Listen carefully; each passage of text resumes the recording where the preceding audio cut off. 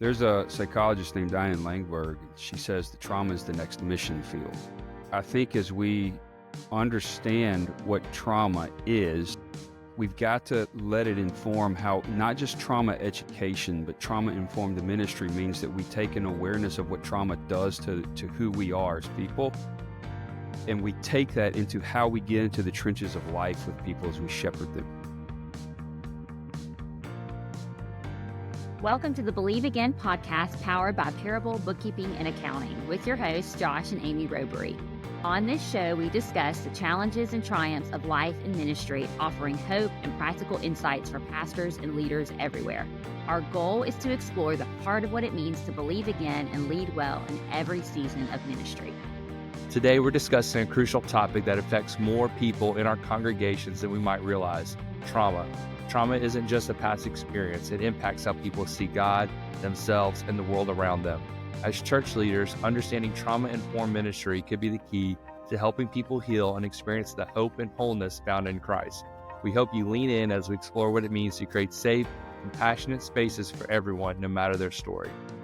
And if you are new to the show, welcome. We're glad you're here. We also want to share a little bit about who we are and why we do this podcast. In our role at the Association of Related Churches, we have spent the last 10 years working with church planters, pastors, and ministry leaders around the country. The heart of this podcast began long before coming to ARC in a season of re-examining what it truly means to follow Jesus and live faithfully to the Bible. After serving as youth and young adult pastors, we found ourselves on a journey of rediscovering faith, meeting incredible people along the way, like our guest today, who showed us what it looks like to live a faith that reflects Jesus. That experience changed how we relate to God, the church, and the world around us, and we're excited to continue that journey with you through this podcast. So that's a little bit about who we are. Now let's jump into this episode.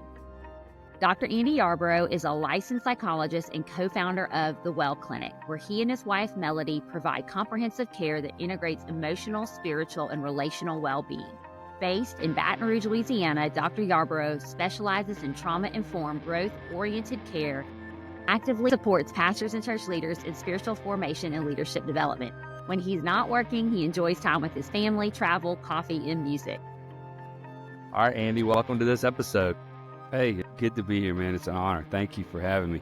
When you're talking about my pastime, so Maggie is out for fall break, and so we're gonna go hang out with Maggie. We're gonna go paint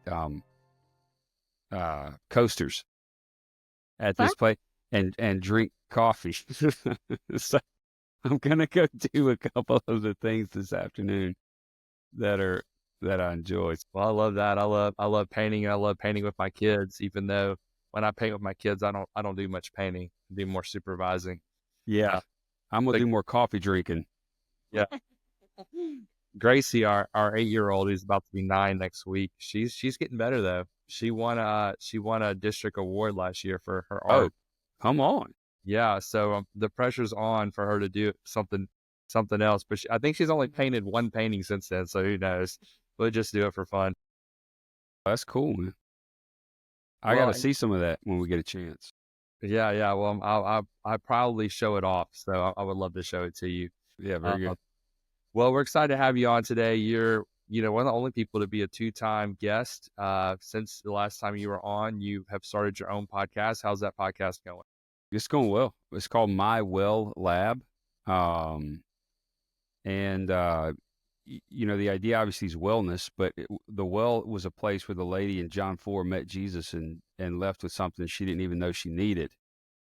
And so we all need our own wells where we discover what health and freedom really look like. And so it's called My Well Lab for that reason. And it's really about holistic self-care, which impacts a lot of what we're talking about today, because self-care is really self-leadership, and it's how we steward our salvation and the sanctification process. And so we just had a guy named Byron Kaler who developed story-informed trauma therapy. We're sponsoring him in Baton Rouge in November.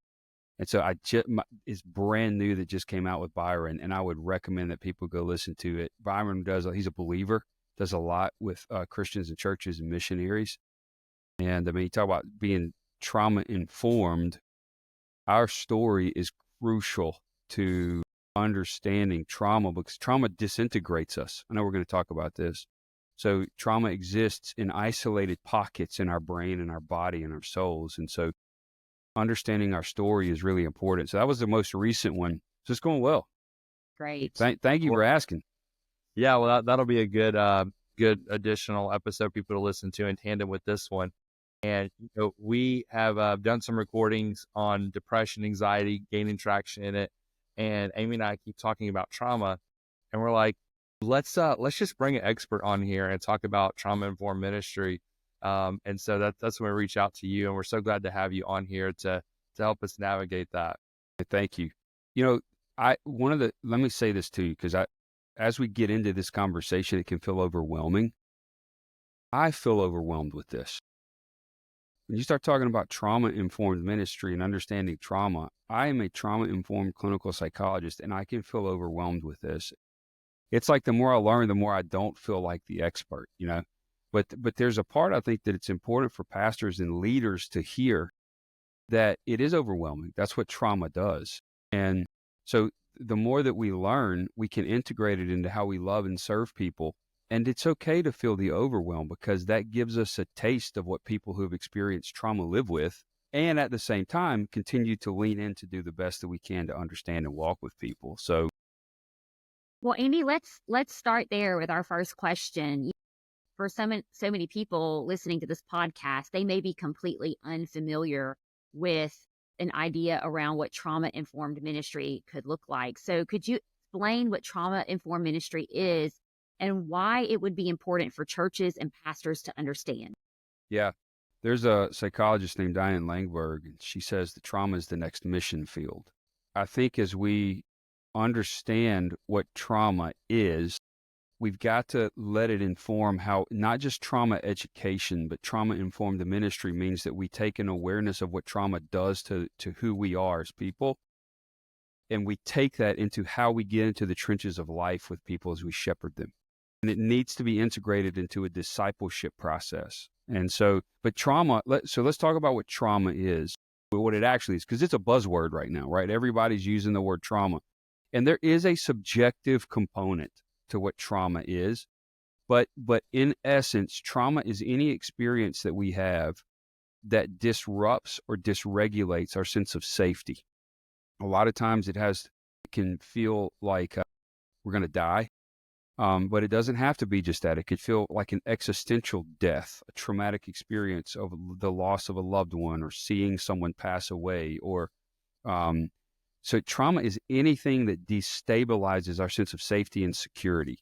And it has an impact on all of who we are. It has an impact on us spiritually, our soul, our body, and how we reach out and engage our relationships.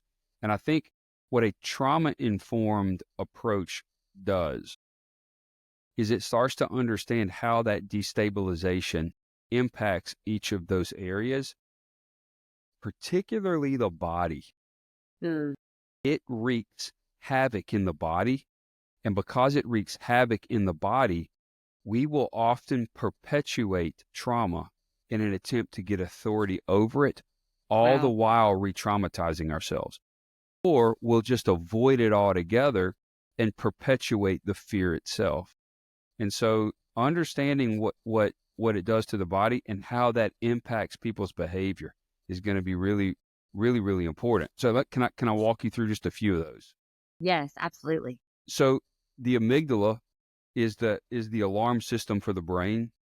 So what traumatic experiences do is they kind of hit the amygdala where we stay hypervigilant. And so people can behave erratically, they can be aggressive, they can back away. It's because they're just living in a state of fight, flight, or freeze. The hippocampus. The hippocampus is the part of the brain that helps consolidate memory. And so what trauma does is it jacks with the hippocampus, so our memories are fragmented. It's not integrated into the whole story of who we are. So with trauma, there's not the beginning of the trauma itself, and an end to the trauma. With trauma, it exists in the brain as ever present. That's why triggers are so powerful. When you get quote unquote triggered, all the trigger is is it's reminding the brain about the trauma, and the brain and body respond as if the trauma is happening all over again. Right. So it can be pretty brutal. It jacks with the part of the brain, the prefrontal cortex, that helps with decision making. So again, all of our capacity to think clearly, to think rationally, goes down the toilet. I could keep going. It even impacts like the cerebellum, so our ability to move. A lot of people who have experienced trauma are just discoordinated. They hurt themselves a lot. They um, uh, are clumsy, quote unquote. And I've so, never before. That is so interesting. yeah. So again, trauma impacts every aspect of who we are. And it's one of the reasons why movement is so helpful in trauma treatment.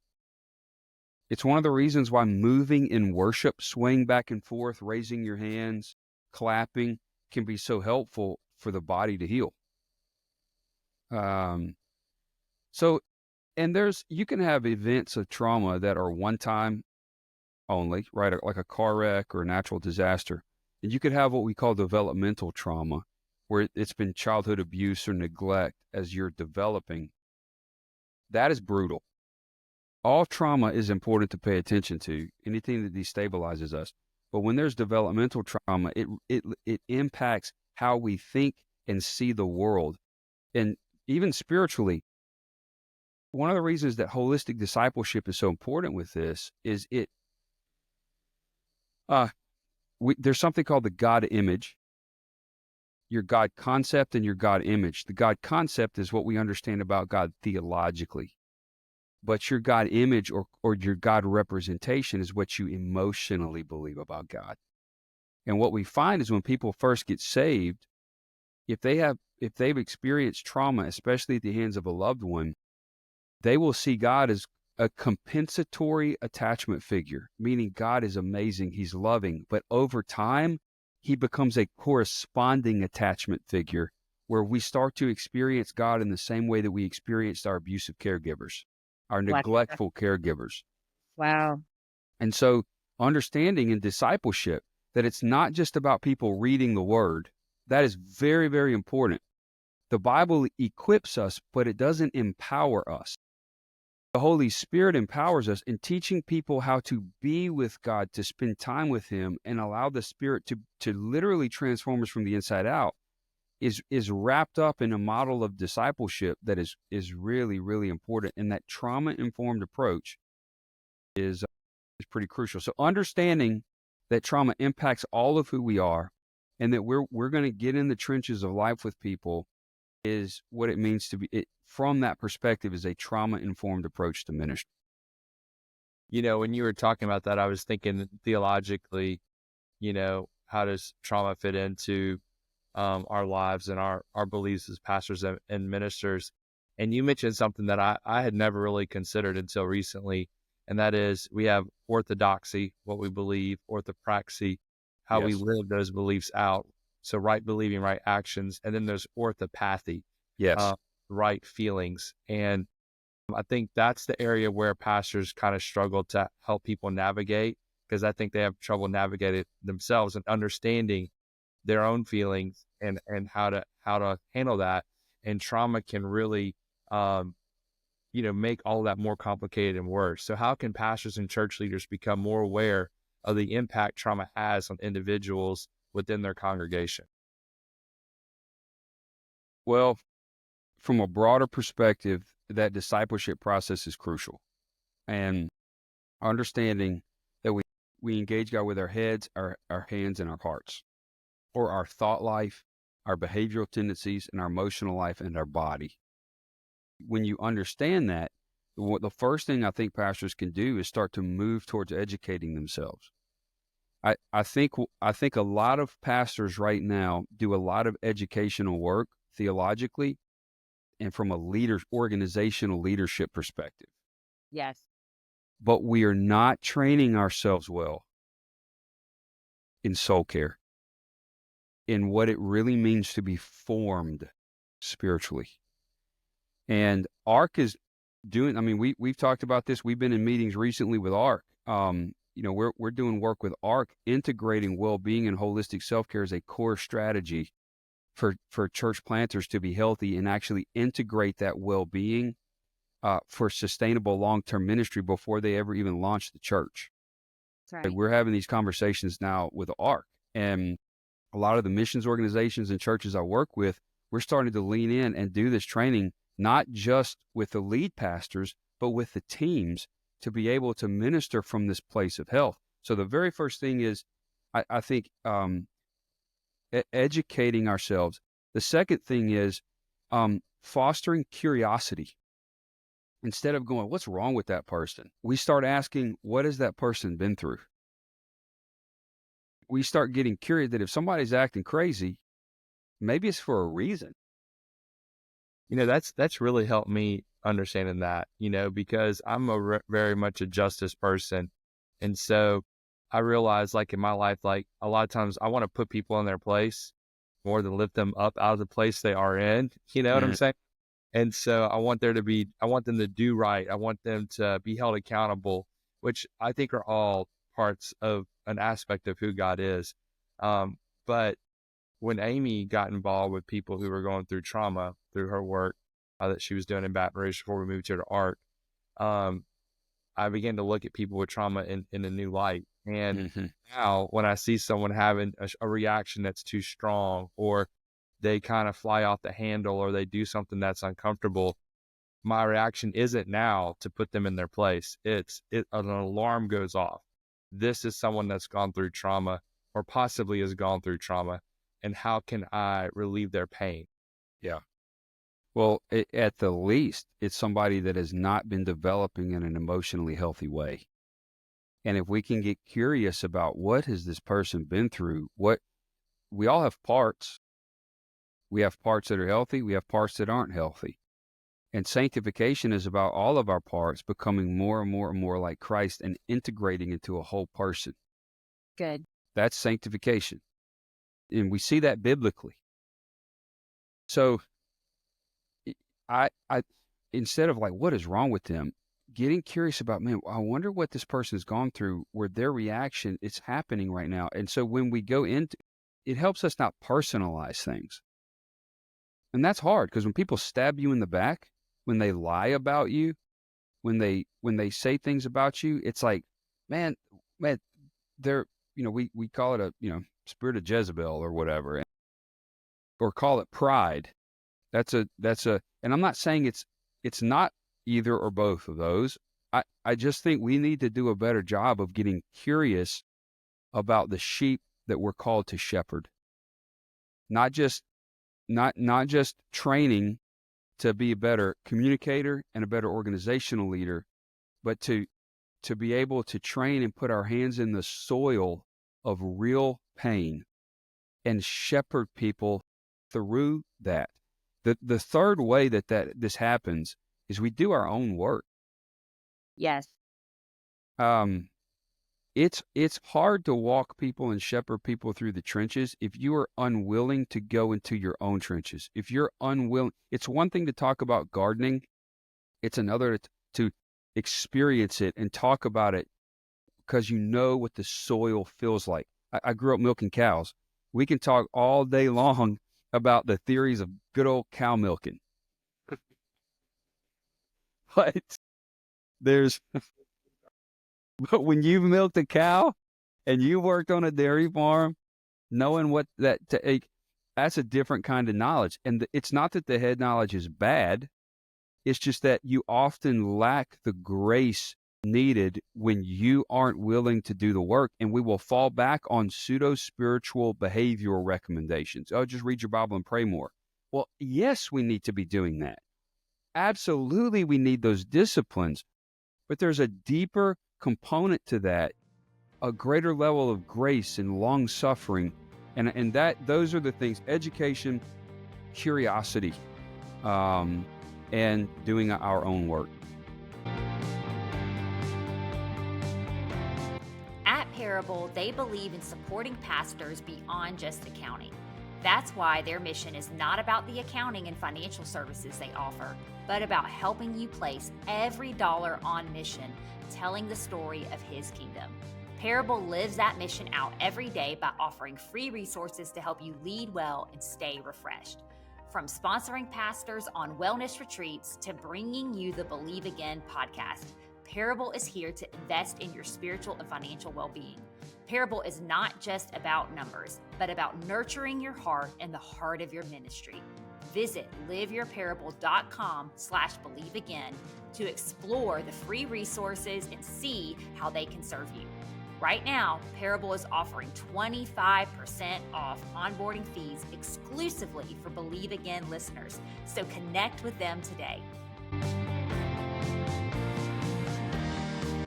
You know, something you said that is so interesting, about doing your own work. I imagine it would be very difficult to pastor and shepherd your congregation and people in general who have been impacted by trauma when you may not even realize the impacts of trauma in your own personal life.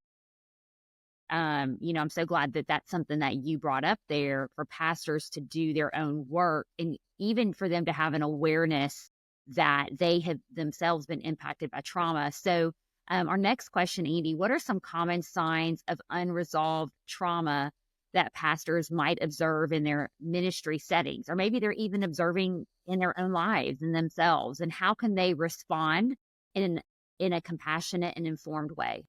Yeah, the first is a big pick. I mentioned this just a second ago. We all have parts, and we don't have time to go into this right now, but if you want to read on Eternal Family Systems Therapy or IFS therapy, the guy that developed it is not a believer. And so, we have developed it a little bit more to include the Holy Spirit and to include identity, but you could at least get a base idea and on what it really means to have parts. And I think most people are not living from their God-given core self and leading their parts well. We're actually interacting mostly with people's protector parts, not really who they are. And so when those parts get threatened, those parts protect. And so you start to see emotional dysregulation. People have extreme emotions, or they just shut down altogether. People get super rigid and they start fighting for the weirdest things. When you start to see emotional dysregulation in people or emotional rigidity, then you start getting curious. I wonder what's going on here. What's going on? Avoidance. So people will start avoiding certain topics. They'll start avoiding groups. They'll avoid church altogether. Instead of going, oh, they're not a part of the family. They don't have the DNA of the house. I wonder what the person's been through. I wonder what's really going on right now. And that doesn't mean the church has done anything wrong, because a lot of times the churches and pastors get blamed for stuff that's really not their fault. And we complain about it, but I mean, and I do sometimes too, but the reality of it is, what the heck did I sign up for? Right. It's like, this is what we signed up for. Let's do the work to get trained, to understand how to get better and better with walking with people into the light and presence of Jesus. And it requires that we know how to lean in and get curious about this stuff and walk into it. With incarnational ministry is showing up in the presence of people's pain. So the emotional dysregulation, avoidance, self-sabotaging behaviors. When people are doing weird crap that just keeps sabotaging them over and over. And look, this can get very strange. For example, we may see somebody who says they're a Christian, but they're having indiscriminate sex with people. And we're like, man, that's demonic. And it may be. But remember, we're whole people. We're whole people. So what if, instead of going, what is wrong with you? You just need to stop that. If we took a step back and said, I wonder what this person's been through, and then we realize that the brain will put people in the same or similar situations to try to get authority over the trauma, a lot of people would start having sex as a way to get control over being abused sexually. Wow. And so they put themselves in the same positions over and over and over and over again because their body and soul is desperately trying to get authority over it. Well, if we get curious about that, and that's what's happening, instead of judging the person, we can make a judgment about the health of the behavior, help paint a bigger picture and say, let me walk with you into freedom because it's there. That's so important. You said so much there, but even when you brought up IFS and parts, and, so much of what I think pastors and ministry leaders, what we want to do is we want to see people externally change behaviors because it feels like fruit. It feels like Yeah. fruit of what's going on the inside, the work that the Holy Spirit's doing in the sanctification process. And but when you talk about the parts and you talk about, those behaviors and being trauma responses and just to not see people for that behavior and that trauma response, but to see the whole person even. It's something I think that, is a really, you know, in many ways, Andy, it's really a new idea, I think, for pastors and ministry leaders and church leaders Yeah. to do that, to take that approach and to see people in that light of what you're saying. Yeah. But I think it is too. And I think there are people who are doing it really well. But if we aren't willing to deal with our own souls, then we can't tolerate the sanctification process of others that make us uncomfortable. Right. Yeah, I think what I'm hearing you say, Andy, is that uh, I'm trying to It's a good simplify. reflection. Yeah, I'm trying to simplify for us Cajun folk that, just thinking about the next pot of gumbo, just you got some big words flying at me right here. And I just, my ancestors picked potatoes, so, Yeah. I believe in you, bro. I believe in you. but basically, what I hear you saying is that basically we can't, as pastors and ministers, oversimplify people's sin or response to discipleship and sanctification. But instead, if we become curious and ask questions, we might begin to resolve some of these issues instead of quickly writing them off. And we try to simplify things too often. And, the big reason why I wanted to have this conversation is because whenever Amy started working with HB Serve, which started helping people in just very dire situations, she went through some trauma training, and she told me about it. And at that point, I had been a youth pastor for, I guess, 7 years or so, and had worked in youth ministry since I was 15 years old. At that time, I was 30, so I'd been a volunteer and a staff member for 15 years, and I didn't know any of this stuff. And I can't believe that I was turned loose to disciple young people who, some of them had experienced horrible trauma without having any idea of how to really address it. And I gave them oversimplified answers, and I tried to have the answers myself all the time, felt this need and pressure to always have the answer for everything. And I think that really discouraged a lot of people in their faith, and may have led to some people walking away because they didn't find the healing and the freedom that Jesus promises. Yeah. Man, that's tough. I've done the same thing, even as a psychologist, because there's a lot of health psychologists, therapists, counselors, nurse practitioners that aren't trauma informed. They're treating symptoms. They're not really paying attention to the impact that trauma can actually have. And so they're trying to deal with anxiety and depression, for example, without getting curious about the whole person's story and some of the root, or they'll get diagnosed with bipolar disorder when it's really mood lability related to triggering.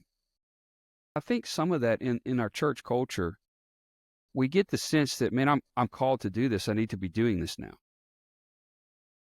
But everybody, even Jesus, took time for training. Yes. And Paul took time to be trained. And just the word calling means invitation. Just because we're called doesn't mean, or invited, doesn't mean we show up to the party immediately. We've got to understand the nature of the invitation. That's great. That's good. I And really so, want to episode on calling and how we get that We Yeah, put a lot on that's not there, and it ends up causing us not to fulfill it. yes. I think part of the calling of shepherds is to understand that salvation's holistic. The stewardship of that salvation is holistic. And while everything is spiritual, everything is also soul, body, and relationships, Mm-hmm. always.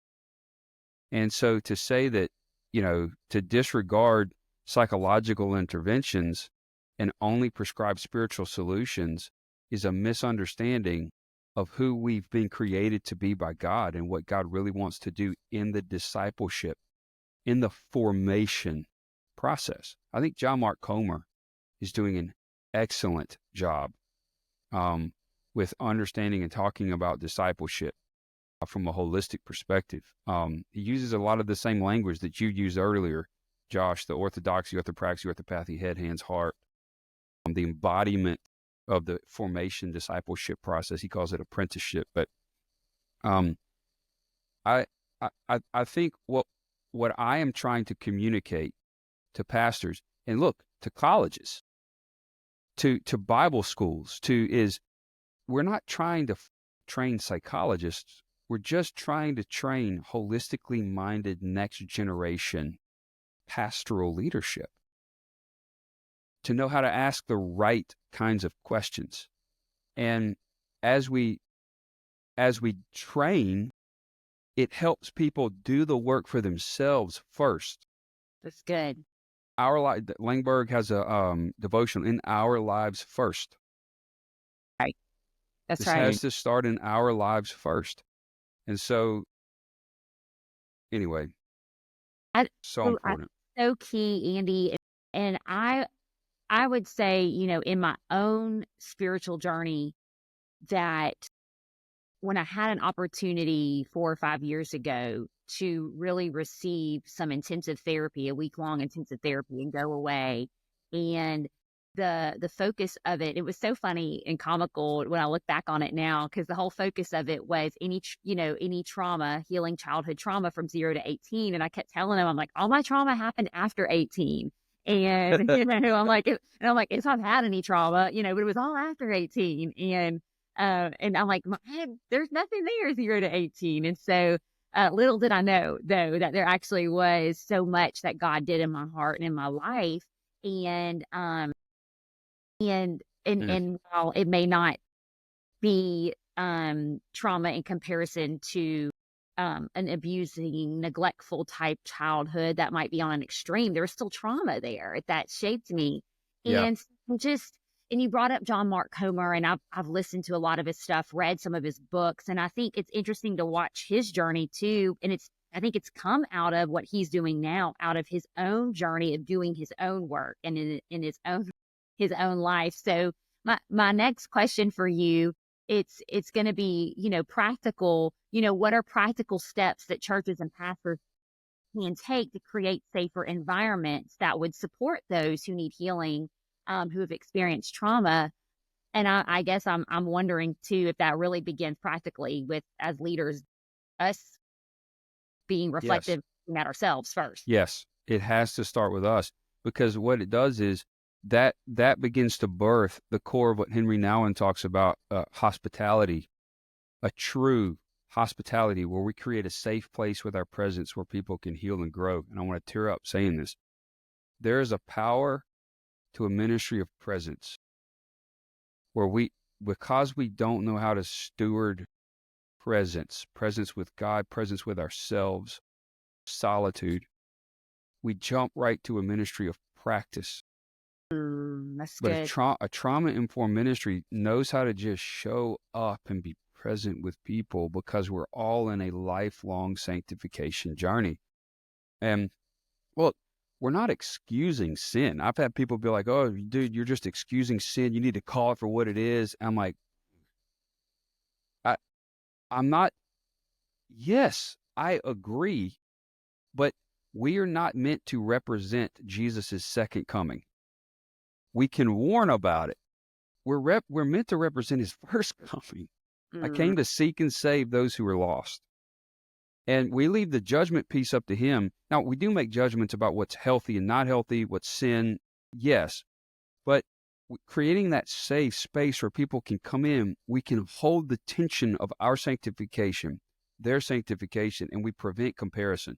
Because just because something may have been destabilizing for you and it wasn't some form of neglect or abuse doesn't mean it wasn't destabilizing for you. And so you'll hear people, I hear missionaries say this a lot, I don't have any trauma. Ooh, where you start hearing the stories and it's like, good God, yes, okay. But what they're doing is comparing, and comparison will sabotage us.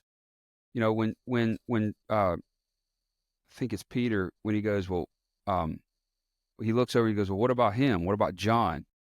And Jesus was like, hey, what's it to you? You follow me. He Good. just knew that comparison could sabotage Peter. And so instead of comparing, we can weep with those who weep, celebrate with those who celebrate, deal with our own issues without comparing them as worse or better, or it is what it is. So if someone's been abused sexually from an early age for years and years and years, that is terrible. It is developmental trauma. If you were in a car wreck at 13 and it's had a massive impact, that's a traumatic experience. Everything can be validated in its own right. And I think that's a super practical step, because as we create safe places, the next thing is being sure that we're just listening to understand. I think what churches often misunderstand is that if I validate you, I agree with you. And trauma-informed approaches, it's not about agreeing with somebody per se.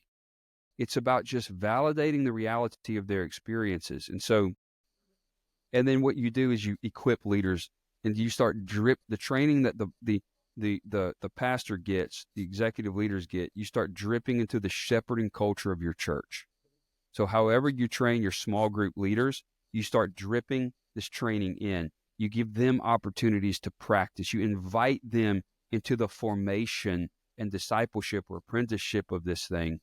And that's how churches can practically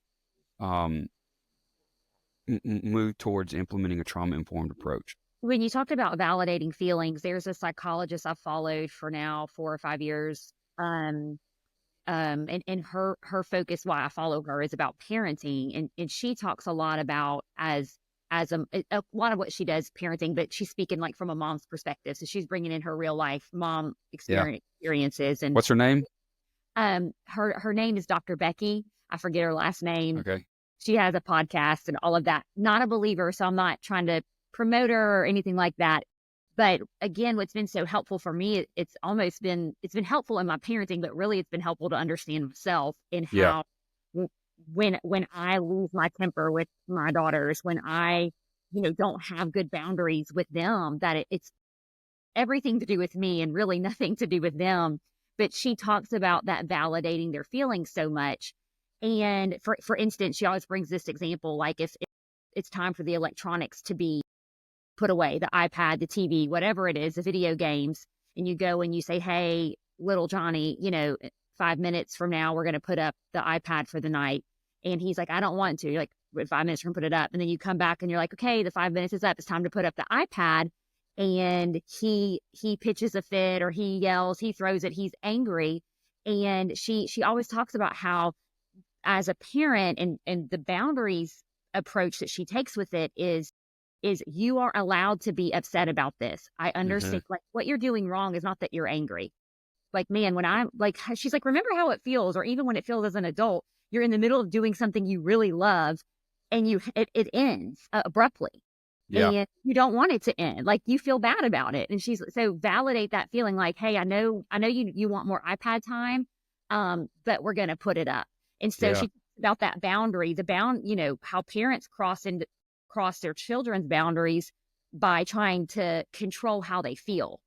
And that was so eye-opening for me. And when you were talking about pastors validating feelings, so and where we think we have to have, we have to call out sin, and we have to say what it is for what it is, and try to change behaviors in people. Mm-hmm. I think what you said, though, is so key in the way that it has changed my parenting, is I'm not afraid of that feeling. That feeling is their feeling. And they are allowed to have that emotion. They are allowed to have that feeling, but it also doesn't change my role as their parent to protect them and guide them and to say, like, it's okay if you're angry. You can cry that you have to put up the iPad right now, but we're still putting up the iPad right now. And we're going to get ready for bed.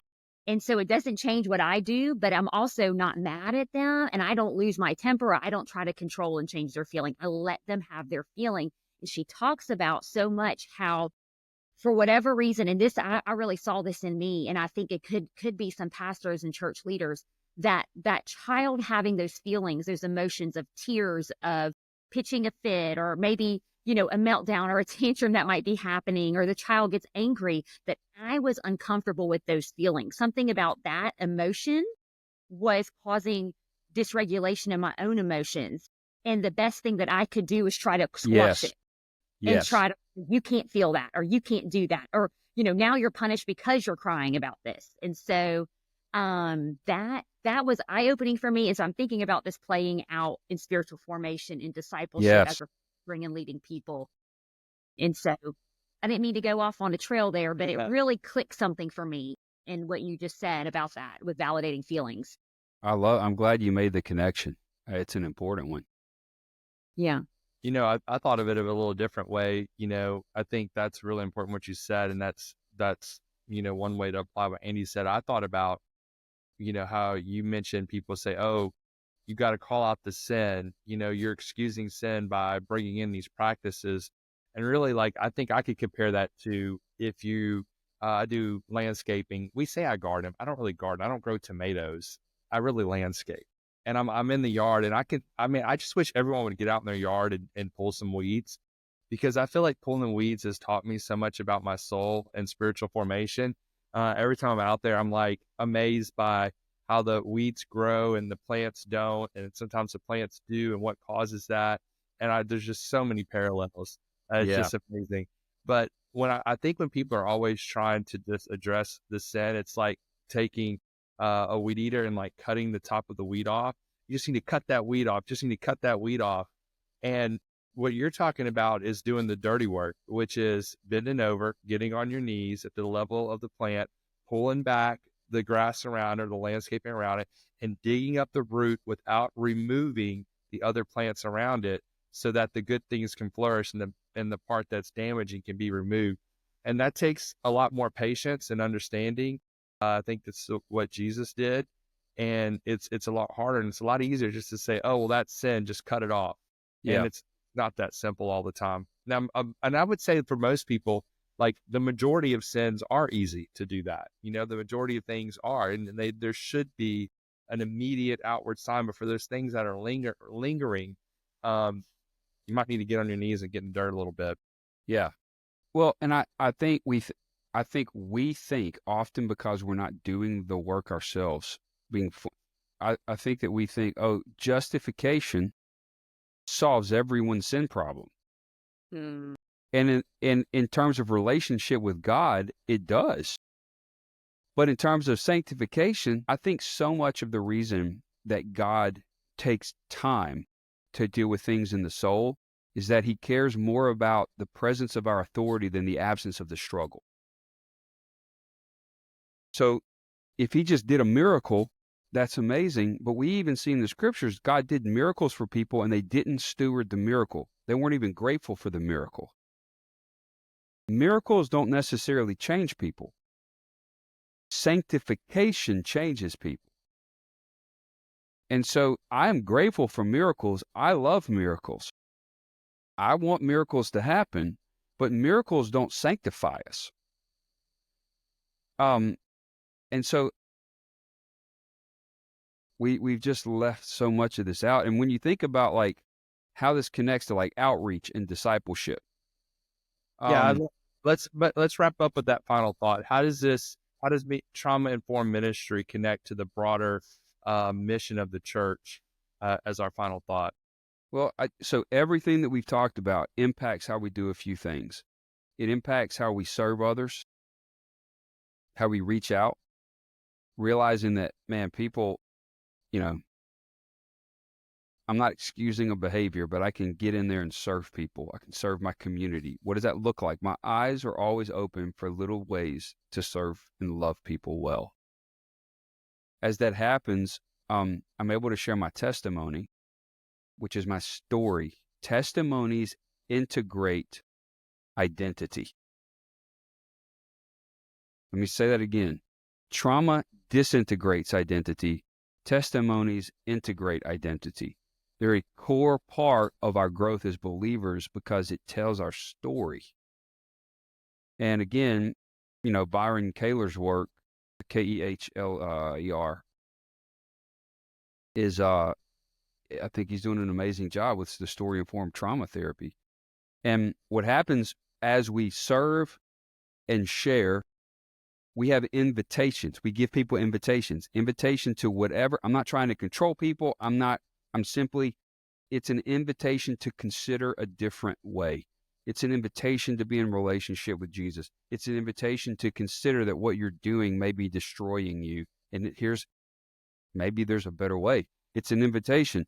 And as we serve, as we give a testimony, as we invite, then what we're doing is we're practicing presence and commitment. I'm going to show up and be present. I'm going to connect with you, and I'm committed. And what that does is it fosters the connection that people need and the safety that people need.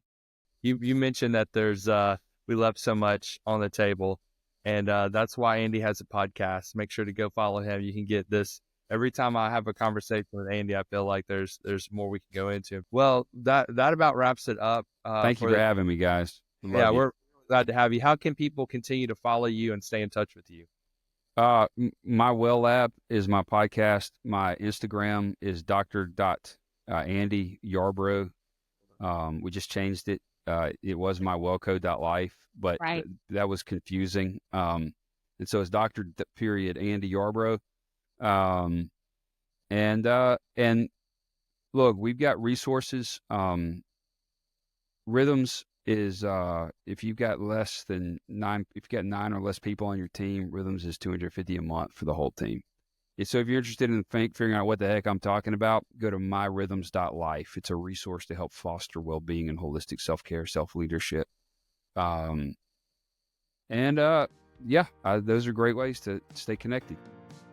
Okay, well, we'll link all that stuff in the show notes. Awesome. Thank you so much, Andy. And if you enjoyed this episode, don't forget to share it with a friend who could use some encouragement. Be sure to follow us on Instagram at believeagain.co for updates and more inspiration throughout the week. And if you're loving the show, we appreciate it if you could rate us wherever you get your podcast. Your support helps us reach even more leaders with the encouragement they need.